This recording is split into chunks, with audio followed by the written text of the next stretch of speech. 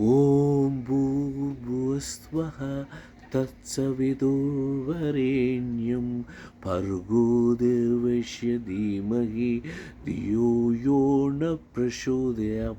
ஓம் சூரிய பகவானே, எல்லா உயிர்களையும் காப்பாற்ற வேண்டும், எல்லாருக்கும் துணை புரியுங்கள். நன்றி.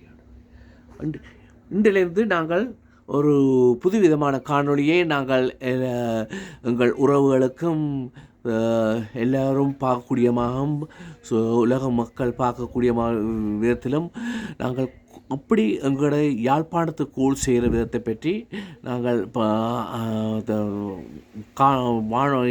உமது வீடியோ மூலமாக, அதாவது காணொளி மூலமாக அறியத்தரப் போகின்றோம். நீங்கள் அதை பாருங்கள். அதை பார்த்துவிட்டு உங்களுக்கு பிடித்திருந்தால் லைக் பண்ணுங்கள், ஷேர் பண்ணுங்கள், சப்ஸ்கிரைப் பண்ணுங்கள். பாருங்க, வாருங்க. அப்படியே இப்போ கூழ் செய்கிற விதத்தை பார்க்கலாம். பார்த்து கொண்டு வாங்கோ. இயற்கை அழகோட சூரிய பகவானை ரசித்து கொண்டு அப்படியே வாங்கோ.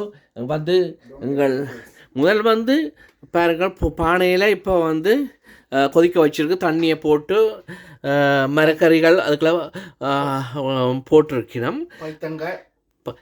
சொல்லுங்கள். பாவக்காய், மரவள்ளிக்கிழங்கு, பிலாக்கொட்டை போன்றவற்றை முதல் நாங்கள் அவிக்க வேண்டும். ஓகே அதன் பிறகு இதை இப்போ கொஞ்சம் அவிய விட்டு கொஞ்சம் இதற்கு மரக்கறி அவியறதுக்கு கூட நேரம் தேவையில்லை, கொஞ்சம் நேரத்துக்குள்ள அவிஞ்சிடும். ஓகே, அதன் பிற்பாடு செய்முறைகள் என்னென்ன மீன் பாவிக்க போகின்றோம் என்பதை நாங்கள் அறிவிப்போம். அதை ஓகே பாப்பா கொஞ்சம் அதற்காக நீங்கள் இறால் போடுவோம். இறால் நான் இப்போ தற்பொழுது கிளீன் பண்ணி கொண்டிருக்கின்றேன். ஓகே, அதையும் காட்டுவோம்.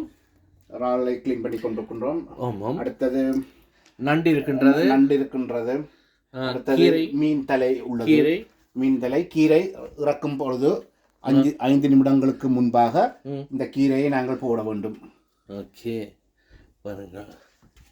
சரி, மிகுதியை இன்னும் சற்று நேரத்தில் உங்களுக்கு அறிய தருவோம். அதுவரை சற்று பொறுத்திருங்கள்.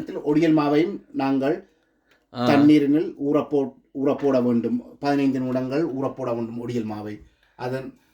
அதில் இருக்கிற கைப்புத்தன்மை எடுப்பதற்காகத்தான் 15 நிமிடங்கள் நாங்கள் தண்ணீரை ஊறப்போட்டு தண்ணியை எடுத்து எறிந்த பின் நாங்கள் ஒடியல் மாவை கூழினுள் போட வேண்டும். போட்டு அது நீங்கள் மிக்ஸ் பண்ண வேணும். இன்னும் சற்று நேரத்தில் அதை நீங்கள் பார்ப்பீங்கள்.